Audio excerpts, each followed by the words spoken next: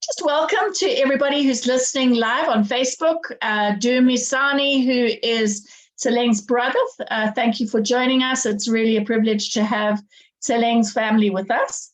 And obviously a very, very warm welcome to our patient of tonight, who is Tseleng. She was our hero of the month for September. She's also just recently been appointed as a trustee of the AXPA Association.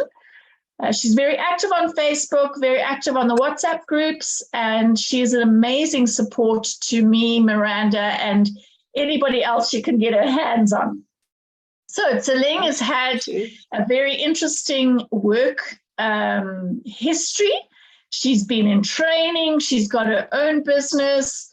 She is very motivated to do well and to make a difference in people's lives. So, yeah, we welcome you, Tseleng, and thank you so much for sharing your story with us tonight.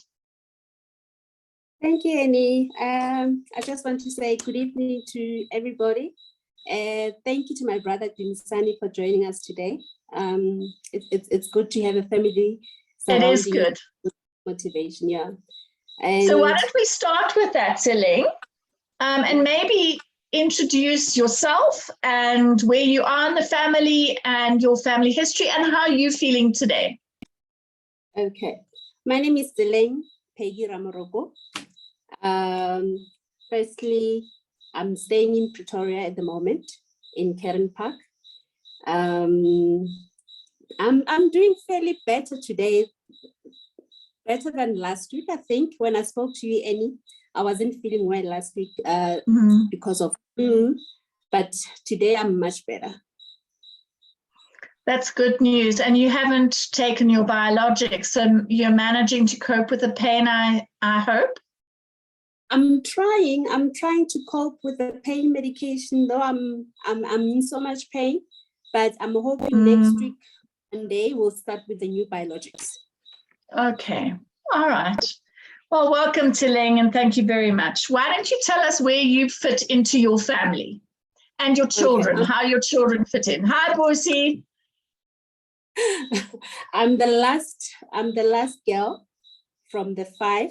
So it's one brother and 4 sisters, but my older sister is passed on, and my dad is still alive, and my mom passed on in 1999, and yeah, I'm the last born at the house. Yeah. And tell us about your children. I have 3. Basically, yeah, I have 3. A boy, which is the firstborn, Mukau, and I have a girl in the middle. It's Lefrotlo, is doing grade 12, and I have another daughter who's doing grade 10 this year. Okay, so you have a very hectic life with running your own business, having kids, running around after them, because the older they get, the more busy you seem to be as a parent. Do you identify with that? Yes, I do. Basically, as they grow older, you get to be so much busy because you have other things to be doing at the office or at home, because I like to be hands-on. My personality, me being hands-on and making sure that everything is okay. You think that as they grow older, it becomes better. It doesn't become better. It becomes worse because you have busier, to be much busier. Hey? Yes. Yes, it does. And then you run your own business. Why don't you tell us about chilimama.co.za? That's an advert, guys. Okay. Basically, Chili Mama, it was established during lockdown. That's a funny thing about it. And the person who encouraged me is my brother-in-law, who I used to give chili as he visit me. And he said to me, but why don't you start a business with us? Because it tastes very good. And you are a cooker, you're very good in doing all these things. And I started saying, no, man, I can't do it. And then he said, let's try. During lockdown, the chili was running and then I had to register the brand, which is Chili Mama. And with the help of my brother in Cape Town, we started selling this chili to their friends and family. So it was a lovely thing to be part of. And my son Lauren is says, also please send her some chili, Mama. Lauren wants some. We'll courier it. She must not worry. Absolutely. Absolutely. So thanks for sharing that, Tseleng. Are you the only one in your family who has axial spondyloarthritis? My dad has. Firstly, my grandfather had. What I know is he had asthma and he had arthritis. And then my dad, I mean, I can see it now. That means I got it from him because my mom didn't have. So my dad has it. I mean, now he's taking your Lyrica, which I used to take years back. So he's 80. He's 80 this year. Congratulations. He's really struggling with the hands, feet, the back. So he goes for physiotherapy like once a month. It's tough to have to deal with all of this stuff and have kids and have a business that you're running. When did you first notice symptoms for yourself, Tseleng? Welcome, Sydney. Okay. Firstly, I would say before 2016, because I did my hip decompression, I think before 2016, if I remember very well. So now, me realizing that I've done that, it takes me back to say that means I've been having this for a long period, meaning it's a delayed diagnosis again with me. Yeah, and then I had to see my first roomie who was in Centurion, and then he diagnosed me with fibromyalgia, which I was put on Lyrica, everything. But after two years, then I started having the knee issue, and then the shoulder. Then I had to do the tear to clear the tear for the orthopedic tried to clear the tear on the knee and the shoulder. And it came back again, the same pain. And then now I think 2020, that's when I had to see a physician who referred me to Dr. Ziki. Who then diagnosed me now with the expert. It's such a relief to have a name for the disease that is invisible, that you have to sort of suck it up and pretend that you're not sore and carry on with life. It has been tough, I must say. I mean, my family's online now. Dumisani and Bruce, they know my struggles. And basically my husband, my children, they know the struggles. It's even better if you know what it is, and then you know how to tackle it, you know how to manage it, because it's all about management. That's all. I agree. I love what you're saying about family. So your family are really good support for you. Yes, they really are being supportive, because there are days where you don't feel like doing anything. Not to say you're lazy, but you are unable to just to get out of bed and do stuff that you are used to. Being a perfectionist like myself, it's really hard to get people into my space to help me. But now I've realized that I need them more than before. Yes, and because you've asked them to help, that probably helps you to manage your everyday pain and discomfort. What kind of things do you put in place every day? I think personally, I have a routine. The plan that you need to put in place, which works for me. And I believe everybody have their own plans, but my routine every morning, basically it's your devotions, and then I do my walk. I love walking.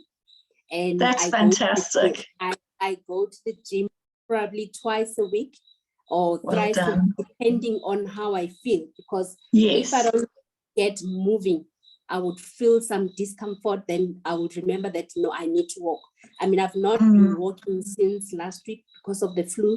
It's really getting to me in a way that you get miserable and you get frustrated that you can't be able to walk because of you're dealing with another issue now. So basically, you just have to find a plan that works, and then you get the support system, and yeah.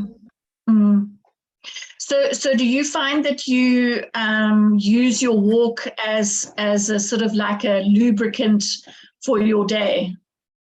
Yes, I start my day with a walk. Then after that, my energy levels go up on a daily. So you start with the spiritual growth, and then you go to the physical growth, and then you get on with everyday life. Yeah. Tseleng, that sounds great. I like your idea of a routine. Yeah. Because I do think that helps. When you said, some days you can't go to gym, some days you're battling to get up. The routine helps, I think, maybe, to say, well, today is not such a good day.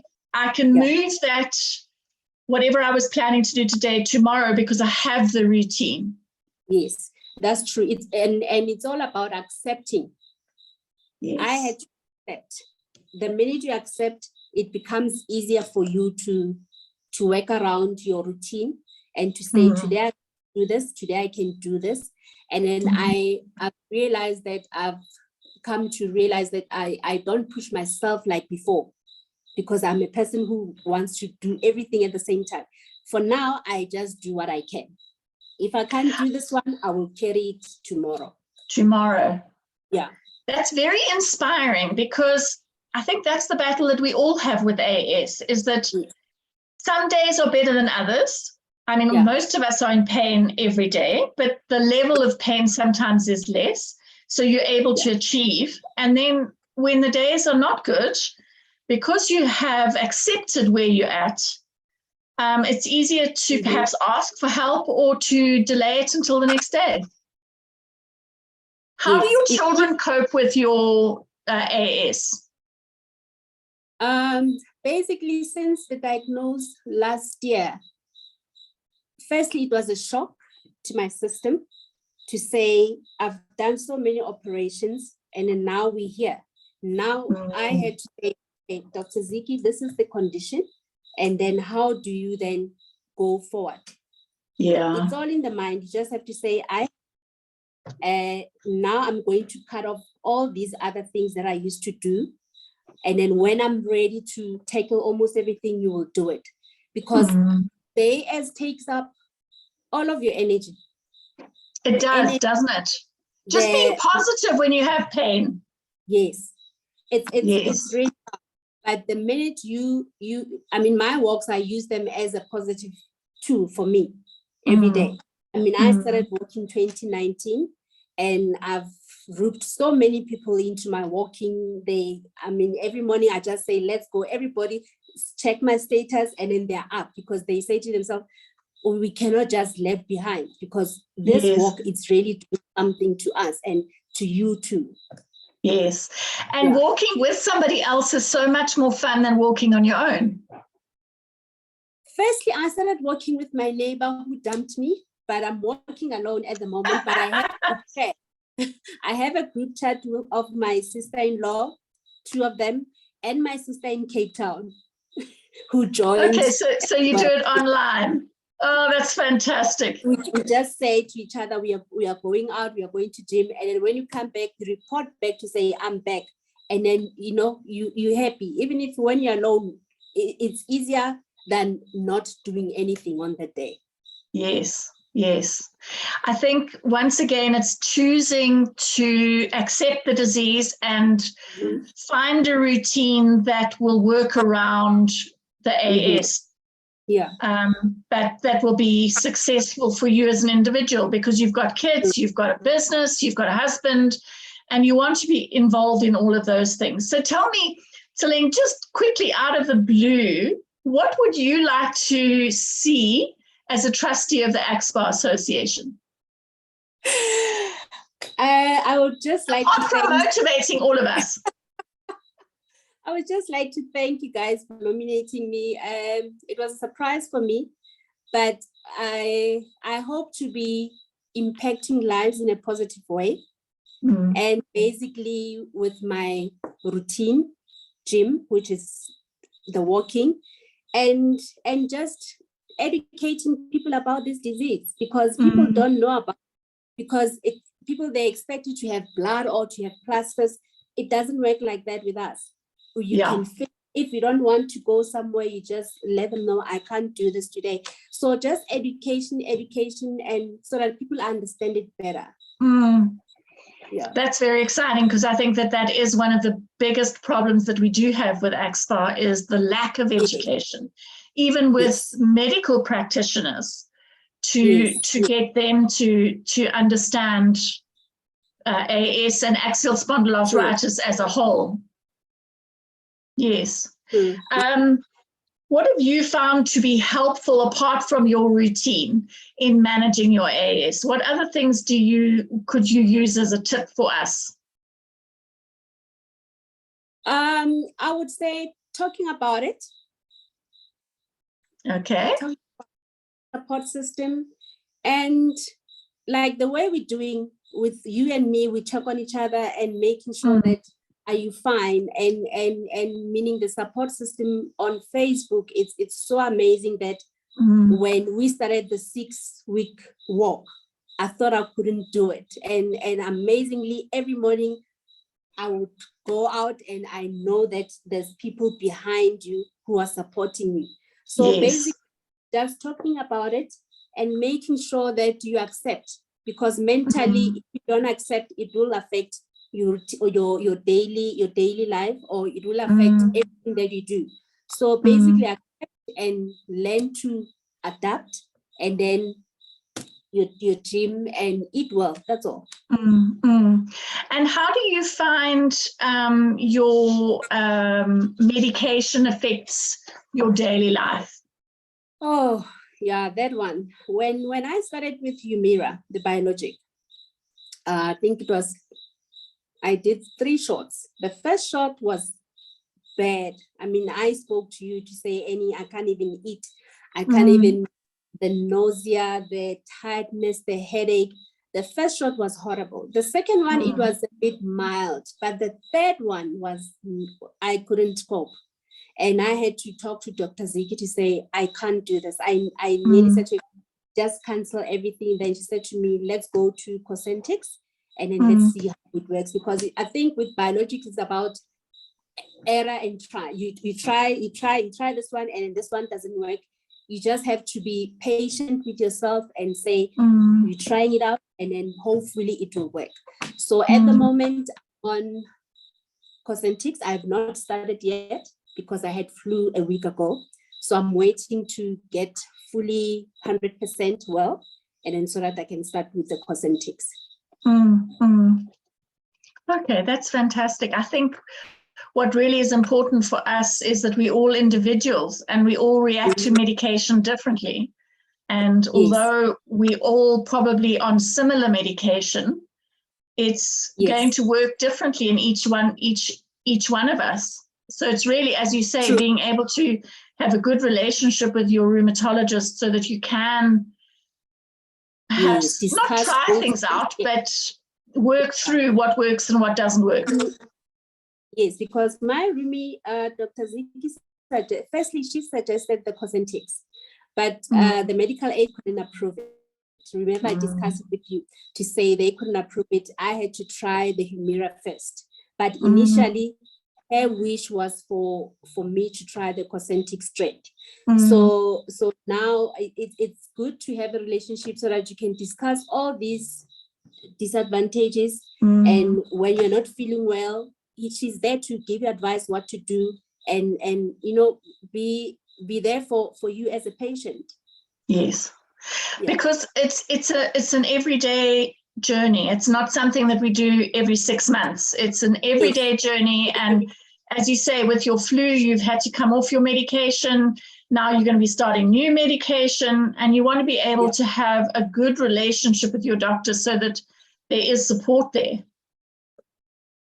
Yeah, because he also called me, I think yesterday, to check on whether the flu has subsided, because she's also concerned about me starting the biologics, the sooner the better, because being off from the medication, the balance is not correctly. As I sit here now with the knee pain, and I'm trying not to take pain medications every day, but I'm hoping probably tomorrow I'll try and move around and see how it works.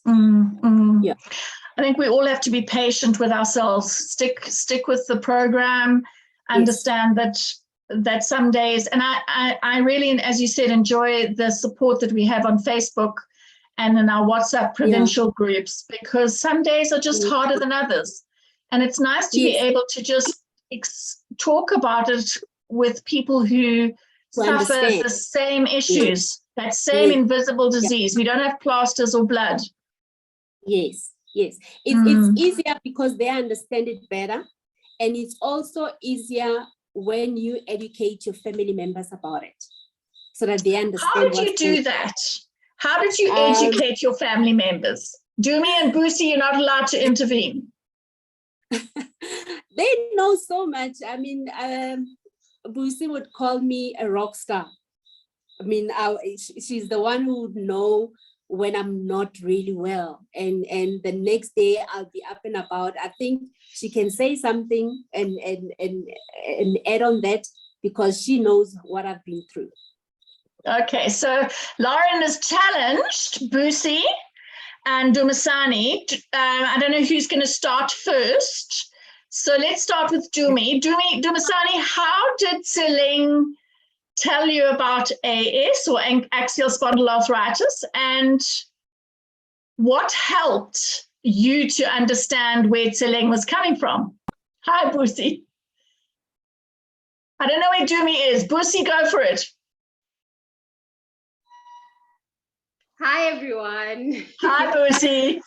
Sorry for joining a bit late. I was coming straight from the gym, so I'm like sweaty. Sounds excellent. As motivated by my sister there. I had never heard of it before. I think it was very hard watching her,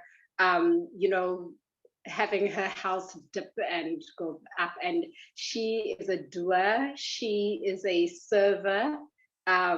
So when she has her energy, she's always serving others. She's always there for others. She's always motivating others. So seeing her down was extremely hard. So it was very, very, it was a huge relief, as you mentioned, to get a diagnosis, because when you know what it is, it's easier to fight it, right? Absolutely. Absolutely. It's almost like I'm not imagining it. It's not in my head. It's real. Yeah, it is real. And so how does she educate you, Busi?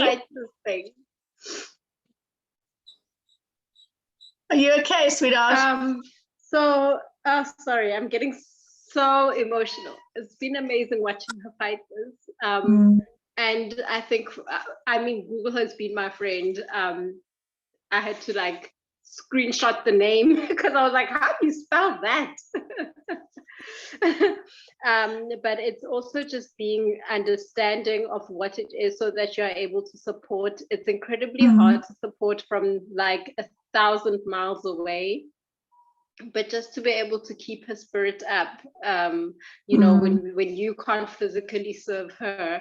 And I think one of the big things was when the diagnosis finally came, and you look back at the additional stuff, the COVID, battling through COVID, battling through all those operations, and realizing that you did that with the AS, as much as we didn't know about it, but you were fighting two battles. And so for us being so far away, it's just been that spiritual partner and being that motivator. And she motivates me more than I motivate her. And just being able to say, oh, she's gone for that walk again. Let me get myself up. And I am learning as she's learning, so it's even hard to make suggestions. So it's just wonderful to see her taking this bull by the horns and saying, I'm not going to let it get me down. I'm going to exercise. I'm going to keep my routine up. I'm going to do what I can do. And just watching her immediate family also just rally around her. It's been amazing. And every day I wish I was closer. But We'll yeah, all come down to Cape Town because apparently you have water and electricity. no, the electricity, not so much. But we have water. We don't have a shortage of water. I don't know if Tseleng, my husband, wants to add anything. Dumi, do you want to add anything? Yeah, sorry. Would you put your video on for us? There we go.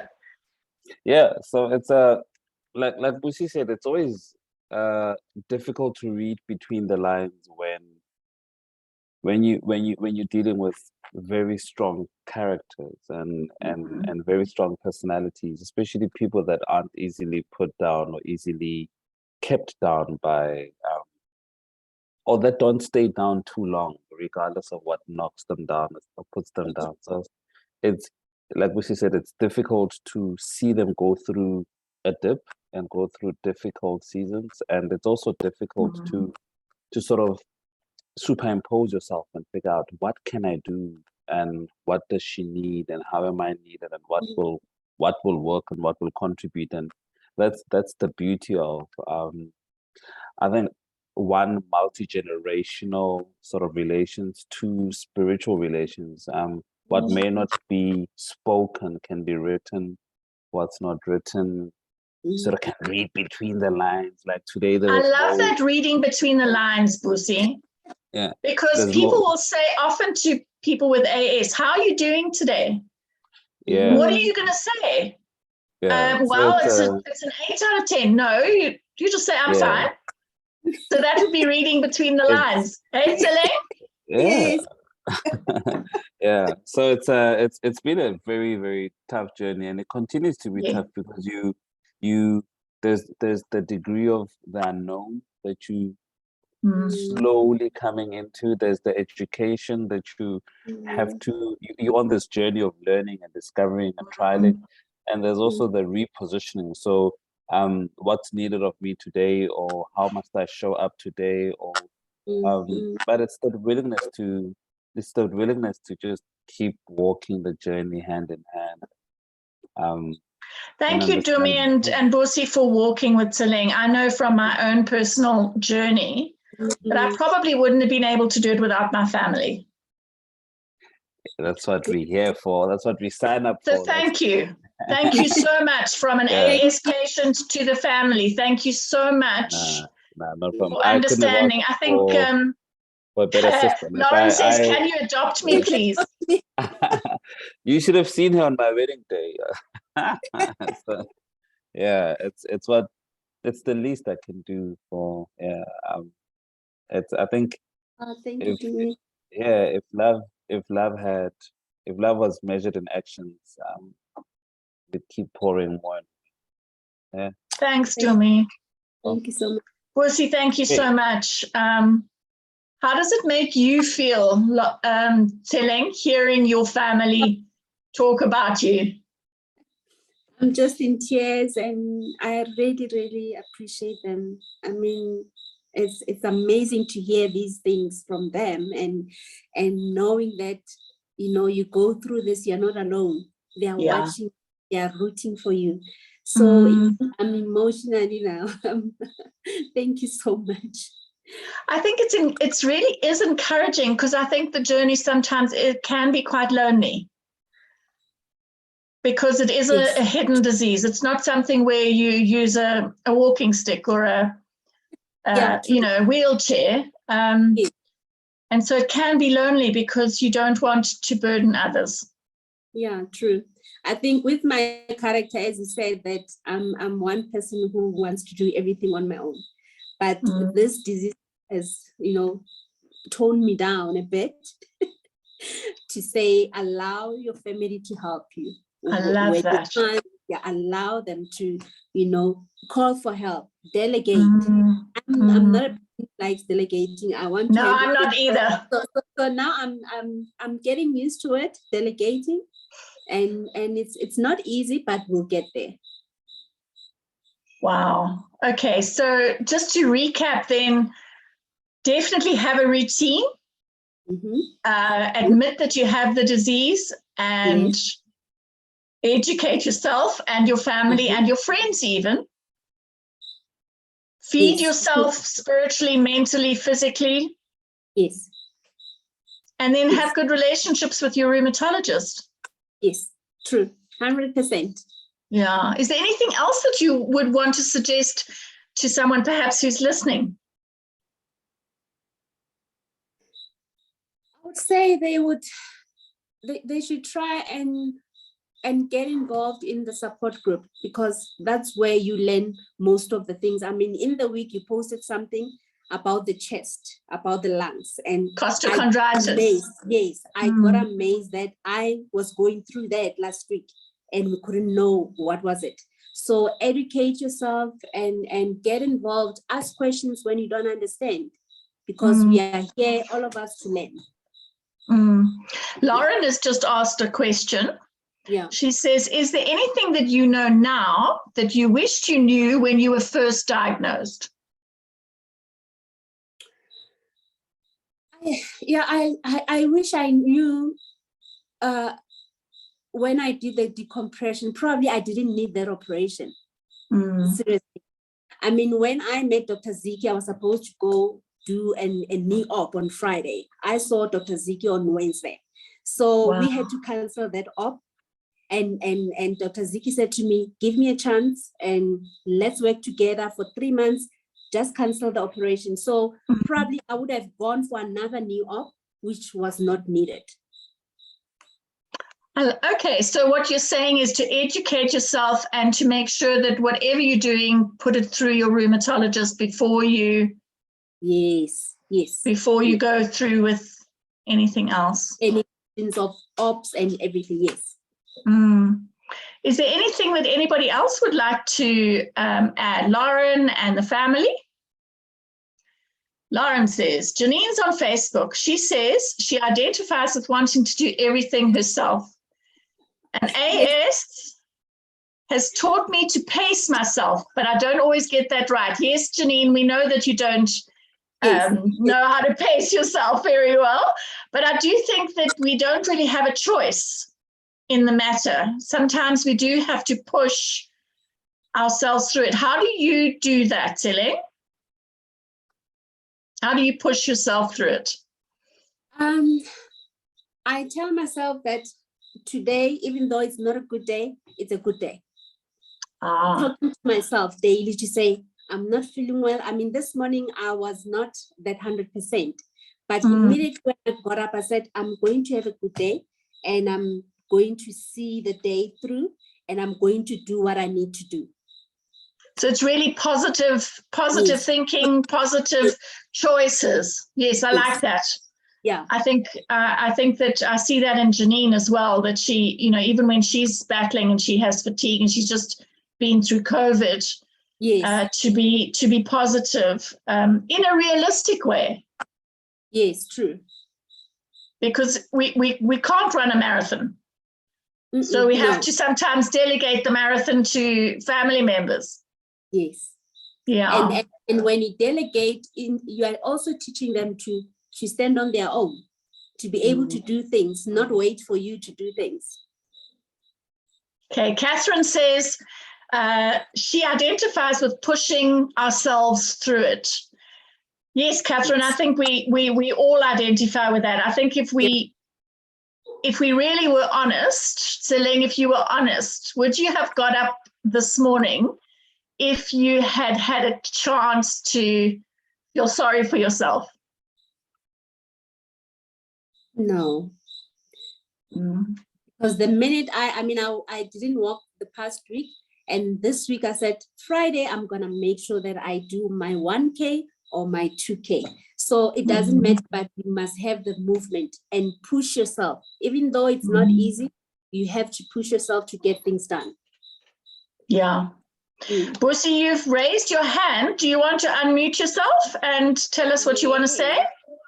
I wanted to add that the one thing I've also witnessed my sister do is she said, I can't see you. Oh, sorry, my camera was not on. There we go. There we go. So I was saying the one thing I've also noticed her do is set boundaries. So when when Chili Mama can be quite demanding, she physically makes every bottle herself, which I've said to her, like, you need to get somebody to do some chopping or take the weight off. But she's also set boundaries on some days and said, you know, no orders today, please. Or today is rest day. Just so on those days, she's just, you know, she's communicated it. And that's fantastic. She wears her heart on her sleeve, so we all know that, okay, it's more of a restful day for her. So I think pushing through to a certain extent, especially with somebody who is running a business that is quite hands-on, or, you know, when you're not doing, then there's no money coming in. So setting those boundaries for herself is something I've also witnessed and learned from. Yeah. Wow. Tseleng, did you know that? Yes. I love the idea of setting boundaries. Yes. Like on And Monday, you know, I post on Mondays to say Monday it's closed, Tuesday we're back, and from 8 to, which I never used to do, but I decided that no, Monday we're not doing anything. I'm not taking any orders. And then we'll see each other on Tuesday, which has worked very well for me, because with after the weekend on Monday, already the weekend probably was busy. Monday, you need to just to tone it down, and then Tuesday you start with your things. Yeah. And what I'm hearing is that you respect the fact that you actually have to rest sometimes. Yes. Though sometimes it's not easy, but it's a learning, as I said, to say you just need to tell yourself, as Janine said, I see myself in Janine, to say, you know, you want to do, but at the moment I've learned to just to accept what is going on, and if I can't do it, I can't do it. Yeah. And to realize that rest is not laziness. I used to feel like maybe I'm being lazy. Maybe my husband would say, no, you're being lazy, but I think for them to know about it, they're not seeing as lazy because they know me from back then.